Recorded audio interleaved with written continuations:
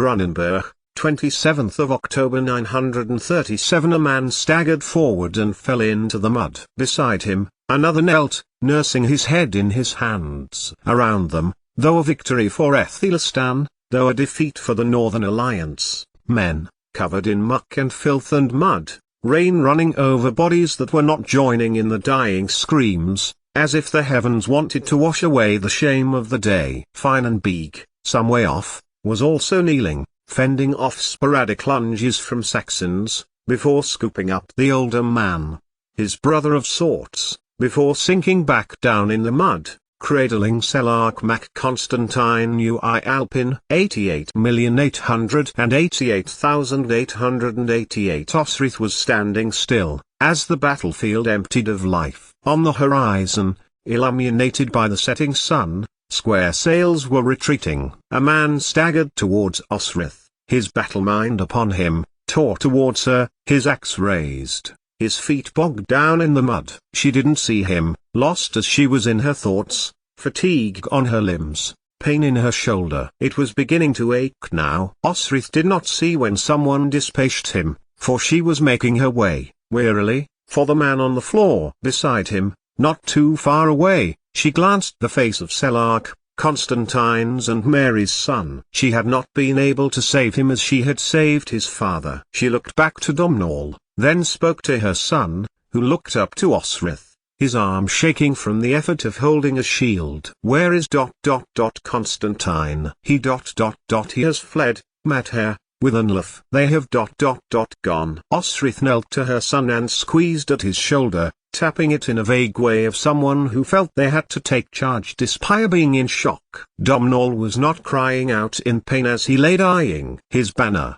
carried in heart, carried in spirit, once adorning the stone which Domhnall had brought from Tara, part of the Leofale to sit on the boundary between Dulriatu and Pitland, bore no hint of white on the cloth now, as her fingers clutched the flag as those on the flag clasped the cross of Christ. But she did not go to her dour husband immediately. There was someone else who she needed to be beside first. 88,888,888. I knew you could not resist. Finan stood over her as she knelt beside Domhnall. Osrith began to cry. Even after everything he knew she had been through, Finan had never known her to cry. She knelt beside Uhtred, whose eyes did not look as if they were looking at her or anyone. You are not the brother I wanted you to be, Osrith began, pushing Finan away as she held his face, but you are my brother, my big brother, who I saw outside Bibbenberg, who swore to take it back. Uhtred closed his eyes,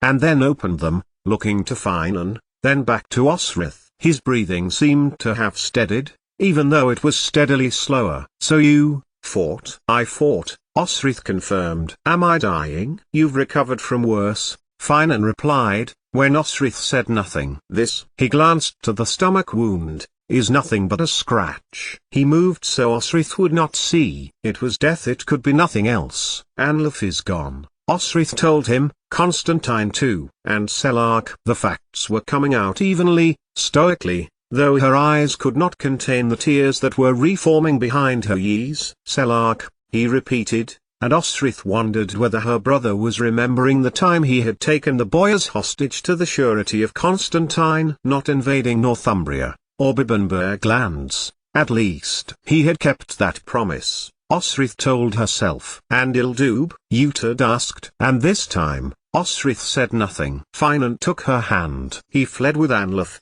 she said eventually, then knelt back, watching Finan's eyes as he saw the stub of arrows sticking out of her shoulder, resisting the urge to dig out more. Uhtred looked angry, not just the battle anger, but the look of angry disappointment that he always saved for her.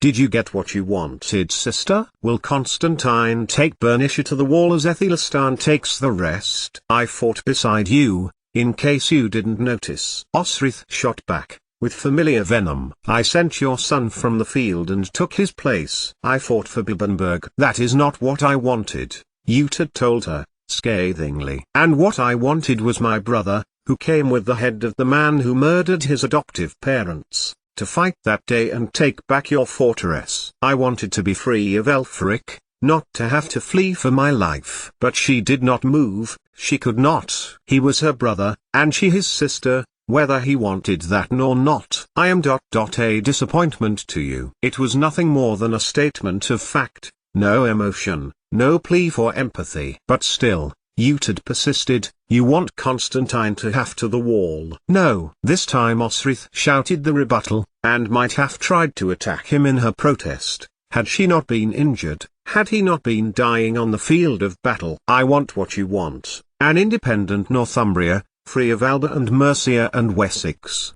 If Anlaf returns with a plan for a kingdom of Jorvik again, I will support him as claimant. There was a pause. Finan held himself stiff, as if resisting with all his might to rush at Osrith or at Uhtred. Little chance, Uhtred breathed. Aethelstan is still a young man, and he is followed by brothers and cousins. Yet one day in centuries to come, Alfred's line will only be continued when a king of the Scoti takes both thrones. Where that had come from, Osrith did not know. But, as she said the words, she felt the Morrigan leave her, for the last time. Uhtred tried to laugh. The Scoti. You backed the wrong horse with the Scoti. He turned his head and fixed his eyes on Finan. And you with the Danes. Osrith retorted, feeling the battle emptiness be replaced with sorrow. Yet we will all live on this island. Our descendants will be pushing and shoving one another until time ends. I believe you are right. And then Osrith felt tears come to her eyes again, and she flung her arms around Uhtred. Not Finan, nor young Uhtred, who had crossed the field, his own burden to share, could, or even tried to stop her. You are my brother, she sobbed into his chest, and I love you for being my brother, no matter who you are, or where. Slowly, very slowly, Osrith unpeeled herself from her brother, as two priests came to take Uhtred back to Seaster, she supposed. Others were being taken from the battlefield in stretchers, back to carts, struggling in the mud and the rain. Uhtred looked past Finan, then took someone, flung an arm over his shoulder, taking the injured man towards the Merce. Finan ran to young Finan and put two blood-stained hands to his face. I have a son, he declared. I have a son. The flag of the Aelch, of Ulster, was now trailing in the decay as the body of Domhnall mac Dwynneil was being carried away. Unlike Uhtred, he was still. And yet, would the priests have made such an effort with a man already dead? Stop! Osrith shouted. One of the priests slowed, and then the other. Osrith ran and seized his hand. He was alive. Her heart quickened when Domhnall's hand wrapped around hers. You saved my life, Osred, Domhnall told her, his still grey-blue eyes fixing on hers. His words breathed weightily and with effort, as if there were attacks on them. You, Osrith began, not knowing any that she could say, now, after all that had happened that day. Osred, I saw you fight.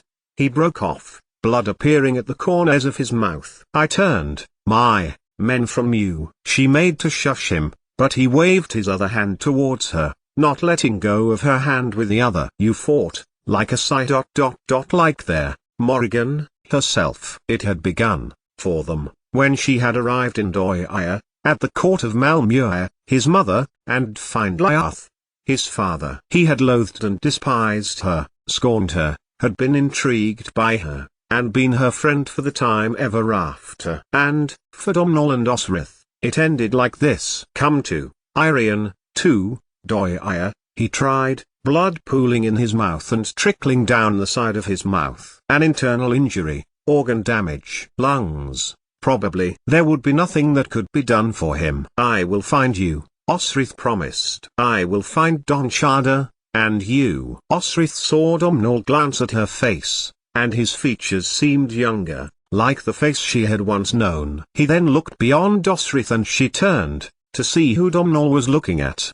His expression seeming to indicate that he knew the person, but it was from so long ago he could not place it. It was Finan. Osrith looked back to Domhnall. Where is this man's sword? Osrith demanded to know. She made a grab for one of the priests, who gave her a terrified look. She screwed up her face and made to lunge at the second, who gave a shrill little start. Where? Osrith shouted. No one answered. No one knew. She withdrew the blade she had won, all those years ago, from Domhnall's servant, at the fair at Dara. Osrith took the hilt. Then as Domhnall closed his eyes, speaking quickly in Gaelish, Anateranim, Gonafadanim. Behind her, Finan joined in. When the Lord's Prayer had been said, Osrith made to withdraw her hand, but found that, amongst only a few other things in her life, that it was one of the hardest things she had ever had to do. Then, when she was about an inch away, and the priests were about to lift him up again, Domnall opened his eyes. Osrit, he breathed. I am sorry that. He looked at Finan, then back to Osrith. There, Ulaid Prince has loved ye, he breathed, since the first moment he saw you, in Doia. Longest of all of us. I give ye to him. And Osrith saw that young Finan was standing not far away, watching them. Osrith got to her feet and pushed against the mud, stumbling towards their son. Take him to Iona, she instructed him. He is a king of the Irian, he needs to be with his kin. From her jerkin and ignoring the pain in her shoulder, Osrith found some coins, which sparkled silver in the dimming light. She pushed them towards young Finan, aware that several other people were watching them, not least Edmund, the Etheling, and Eardred both a little further back than Athelistan, all watching with respect. I will take him. A voice came out of the rain. It was Malcolm. He turned to young Finan and spoke a few words to him. Ildub will take his brother, Selark, and I will take our cousin. He looked at Domnall and then back to Osrith. They will be buried beside my father, and Constantine's eldest son. And Osrith remembered that a different Ildub lay at Iona, a boy, Edra's favourite, Constantine and Mary's firstborn. Young Finan turned to Malcolm and then bowed his head, then strode to Finan and took hand, put his lips to the back of it for a moment, before letting it go, a gesture she had once seen Domnall give to Finliath. He then strode over to the stretcher that the priests were carrying and dismissed them to other people, taking up Domnall. I kneel for the last time. But it was not to be. Not a truce or an amnesty,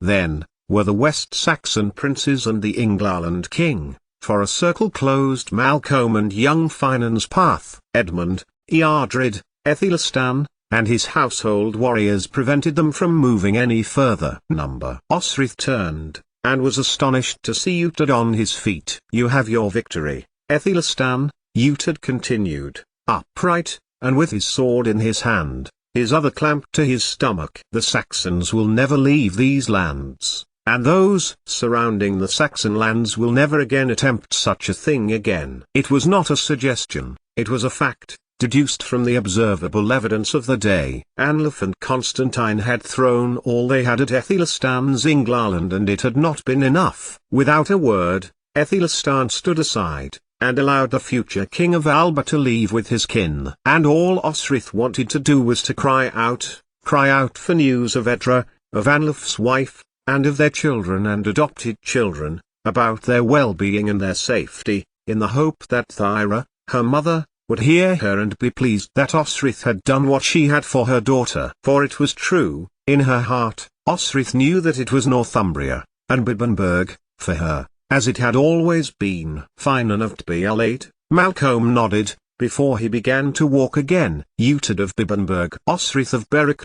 Then he looked to Osrith, glancing down to the body of Domnall before looking back to her. You are welcome at Dunotter at any time, Osrith of Berwick, Malcolm told her. And with that, Malcolm MacDomnall Ui Alpin and Osrith and Finan's son turned and staggered away with the body of their kin, from their humiliating defeat. Finan took Osrith's shoulders for a moment. But whatever might have happened then did not, for Uhtred was standing before them, with two men under sword point. Osrith was too exhausted, too astonished to speak, for the men under threat were none other than Caldegar and Bean. You were supposed to take my sister back to Berwick, he told them, the blade close to the jugular of Bean. Why was she on the battlefield? But before Uhtred could reply, he turned to Osrith, and reached out a hand to her, saying to her suddenly, you look like her, like Jaitha. I am sorry what happened to her. And then, the Lord of Bibbenberg crumpled onto the ground, and the heavens opened once more. 88,888,888. And once you had given him his last rites to send him to heaven, see to it that he has a pagan funeral, as he saw your mother had. Osrith told young Uhtred. They were in Bishop Oswald's chambers, the lifeless body of her brother still and calm. They need to be together. Young Uhtred looked as if he was about to say something, when the door opened. Benedetta swept in, looking to no one but Uhtred. She knelt by his side, and resisted any attempt to get her to leave. When the priests came to take his armor from him and treat his wounds, the Italian woman insisted on preparing him herself. Finan, having carried Uhtred with young Uhtred, stood to one side, his eyes not leaving the body of his friend. Was she like Gisela? Young Uhtred asked Osrith, more because he didn't want to tell her what he could hardly believe herself. Gisela was brown-haired, thin. Benedetta is small, shapely. Osrith looked to her brother, feeling her words, though accurate, were woefully inadequate. He is still alive, Benedetta told Osrith, looking over her shoulder. 88,888,888. A ship sailed west, carrying the body of Uhtred of Bibbenberg. Waves gently lapped at its sides. Osrith stood at the stern, feeling the Trinity's planks. He liked sailing, he liked the sea. It was Sihtric, a man of few words, who had come to tand beat her. By contrast, by her former husband had barely looked at her since the battle. Sihtric took up her hand and he patted it, before returning to Elfburh and looking back at the ship. Osrith stood on the beach and watched Uhtred's funeral boat carried by the waves east, to where long ago their ancestor, Ida, of the Umkels had come. Setting foot on the very beach they now stood and claimed this rock and built his fort. He will be with Gisela now. Finan's words were low, level. Osrith glanced to him as he slipped his hand into hers. At least Uhtred never knew that Bishop Oswald, his firstborn son, with Gisela, had been slain. Bean and Kaltigar had tried to stop him, but could not. He had, according to her bearers, been the man who had stopped Osrith from being cut down. Time passed, indeterminate time. Trinity was soon far out to sea. But neither of them turned to go, watching the orange flames lick the timber and consume his body. His body,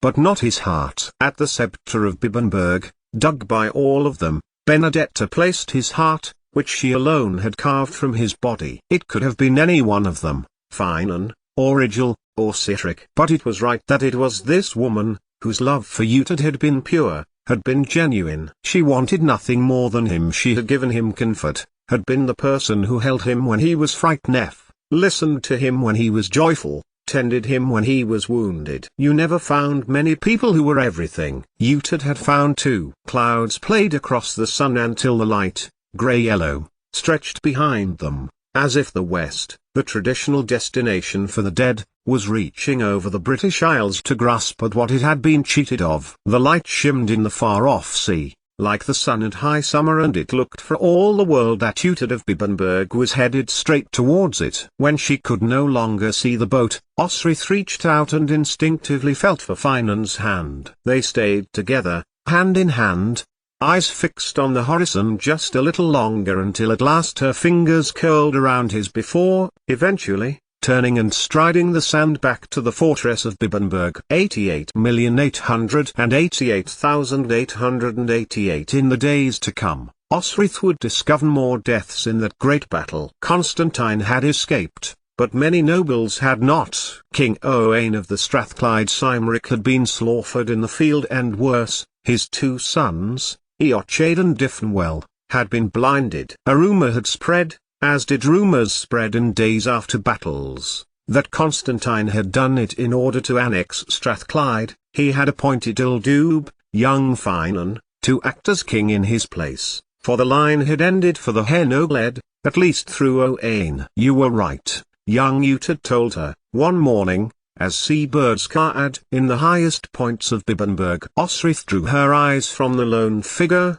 black hair blustering in a black cloud around her head. About what? Bernicia regaining Lothian to Dunedin. Osrith smiled at her nephew. It is not the defensive position I would have chosen, and Constantine left it vulnerable. More news had come in the last month. Malcolm was now king of Alba, for Constantine had abdicated to live a life of quiet reflection at Caldes. Are you happy to come to see my son's coronation? I would not miss it. It would be at Glashcu, Dumbarton Rock, with the whole of Dol Riata to the north, the land of the Scoti, the Picts to the east and Northumbria to the south. Young Finan would be a caretaker, with the notion that the Strathclyde Cymric would succeed to Alba properly. At Scone, young Uhtred went on, and Osrith marvelled. Domhnall, he was more of a genius than I gave him credit for. The ships were ready, and they were down at the Strand line sooner than Osrith expected. Saxons were sailing north to Alba again, this time,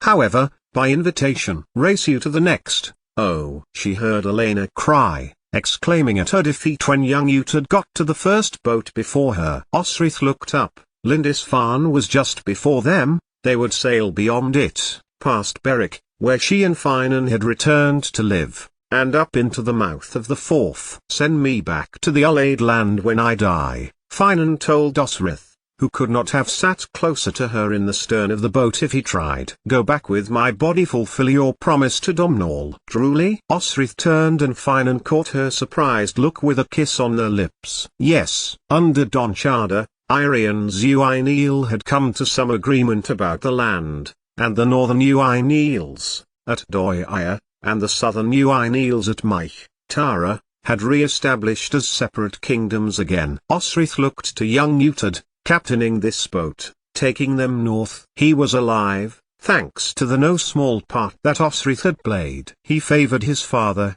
being large-framed, his bright, blonde hair and beard blowing in the whipping sea breeze, as did Donchada, resembling as his did his father, Flansinna. He had even taken on poor Gormlith after Neil Glunjub's death, strict, but king-hearted, like his father had been, and, like his father, had pursued the policy of zero tolerance against the Norse, to great effect. And Uhtred, what would he have thought? It had been a long time before Osrith had dared to bring up the subject of her brother, directly, by name. He would have thought us fine strategists. His blood sits on the throne of Strathclyde and one day, will sit on the throne of Alba. Osrith reached over and kissed Finan back on the lips. Young Uhtred owns Bernish's land to the Forth, an independent Northumbria who is rising. Though Edmund will soon crush down Bloodaches, even if he has got support of the Archbishop. Osrith stopped and let Finan put his arms around her. I regret the time I missed with him. Besides, she leaned over and kissed Finan on the lips. I may die before you. Never. Osrith Lackland then Finan bent his head towards her, and said by her ear, never Edra of Bibbenberg. Would he have come with us? He would have protested, would have slandered you, and gone out fighting, or got drunk, or found someone to hump. Finan nuzzled Osrith's neck. Did I ever tell you about the time, when Uhtred? But Osrith wasn't listening. Before an Irish king Osrith had once knelt, promising her fealty to the line of Aetildilpin, from Domhnall, Constantine and whoever came after. And, who came after was her own son, Uhtred's blood, raised in the Gaelish royal family and who would receive oaths at the Red Stone at Scone, so carefully placed there by Domhnall MacCaustin. While Uhtred's line continued at Bibbenberg up to the Forth, it continued, into Alba, and beyond, forever after. And when, in the years to come, Finan and Osrith stood beside one another, as Ildub, son of Constantine, was crowned king of Alba, when Northumbria had been claimed, twice by Eric Bloodaches, who Osrith had harboured at Berwick and had allowed an invasion to begin in her lands, only to be overthrown by Anlaf Edra's son. Finan kissed her neck and asked, would you have liked to have been Queen of Cumbria? It's where Street Patrick came from, Osrith replied, and my mother, of the Britons. People get on with life. I would be much of a queen. It is better off in Edra's hands. They watched young Finan, ahead of them, fed a sword in hand. A kingdom for our son. He is a poet, a storyteller. Finan replied, he will ride by me until I die, then find his path. He will tell the stories of you, and me and his cousins, and all of Bibbenberg, of Northumbria and this thing called Englaland. And he held out his hand, which Osrith took, as he rode southeast towards the Forth, towards the Tuide and past their own front door of Berwick, to give young Uhtred the news that his cousin was now the king of Alba. Back to Bibbenberg, to where it had all begun,